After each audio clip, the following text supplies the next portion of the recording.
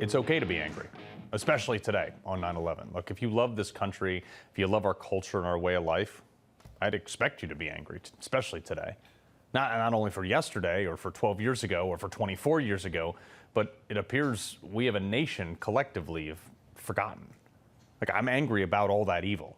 I don't really care that modern society says anger is bad, but good people get angry when bad things happen to good people.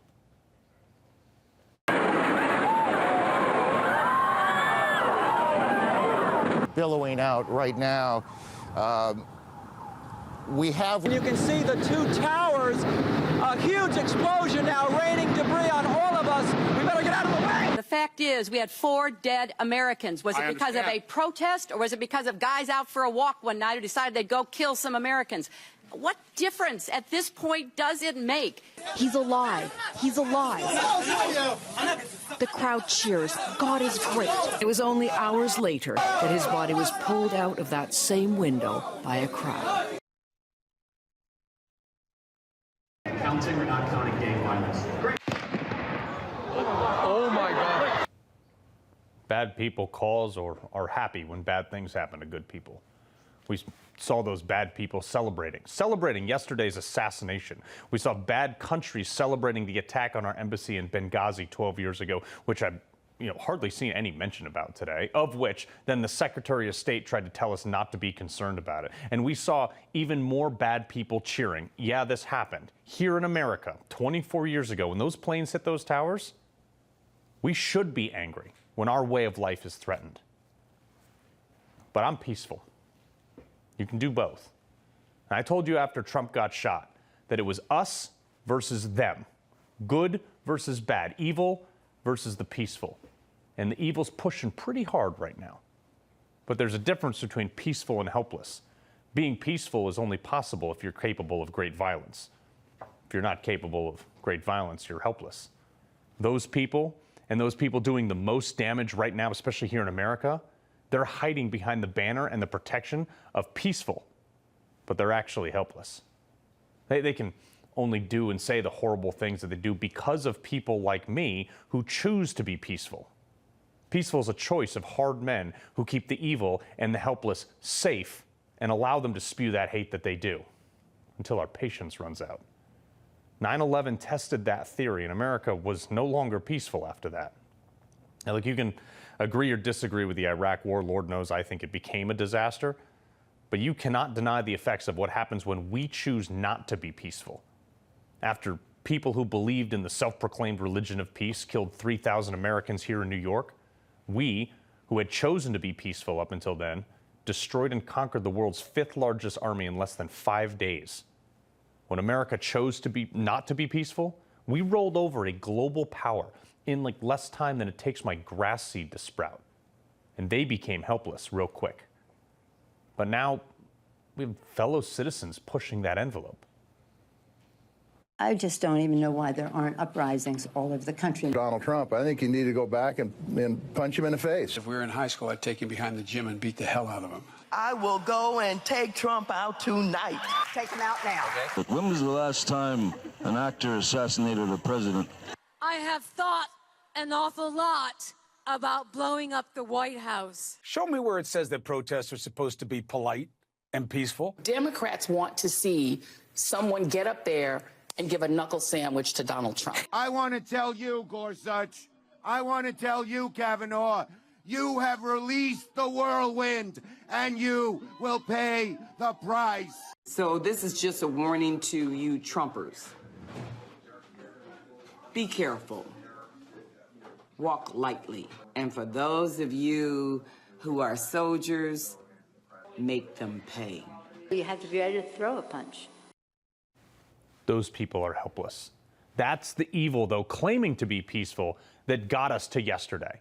Saying horrible things under the protection of peaceful, then pretending to decry the violence that comes in the wake of those horrible things that they say, carried out by someone who likely believes the same message they do.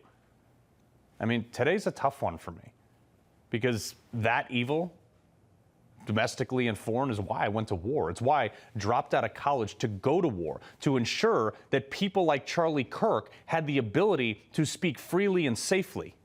But then they killed him for it anyway. That's why I'm angry. A lot of my people in my town, this is a rough day.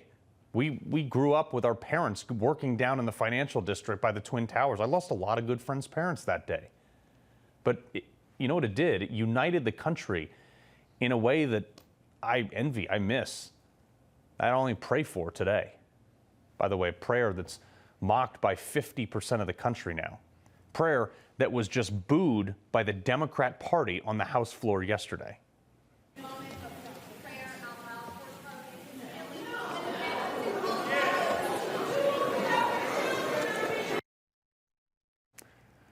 I do wish they knew.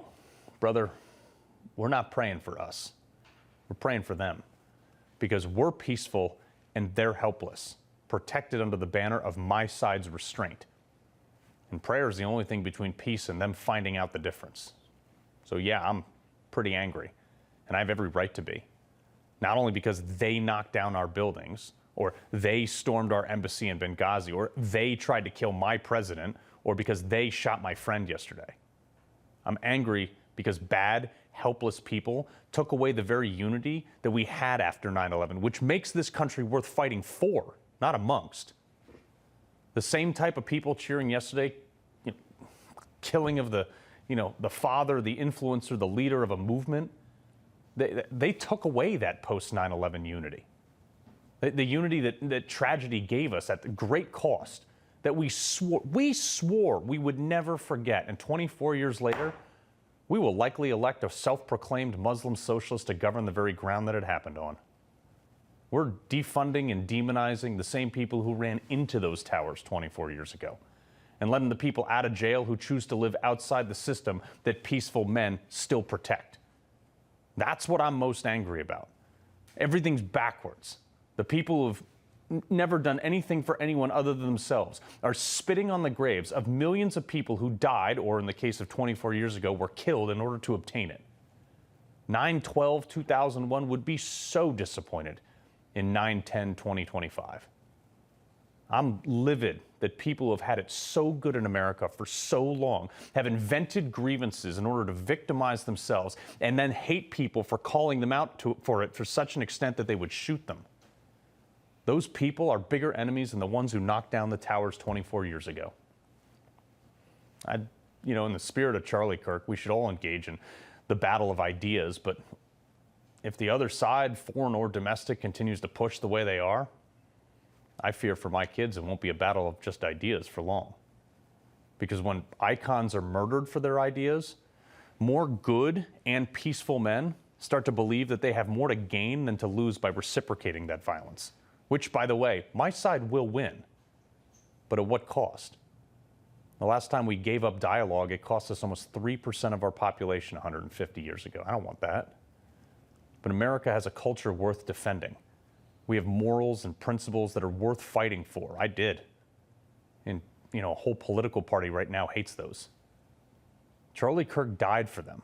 3,000 people 24 years ago were killed for them. My friends lost their lives defending them. And the people like me had to go do horrible things to horrible people to ensure that our kids would never have to face that evil.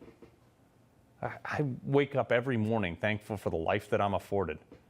Because our, world, it's the perfect part of it. It's not guaranteed.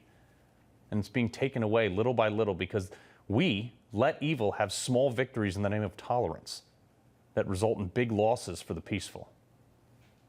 Maybe it's time to draw a firmer line. And when I say I'll never forget, that's what I mean. That's why I always say, every 9/11, be someone worth dying for, because many did. Information. Truth is freedom.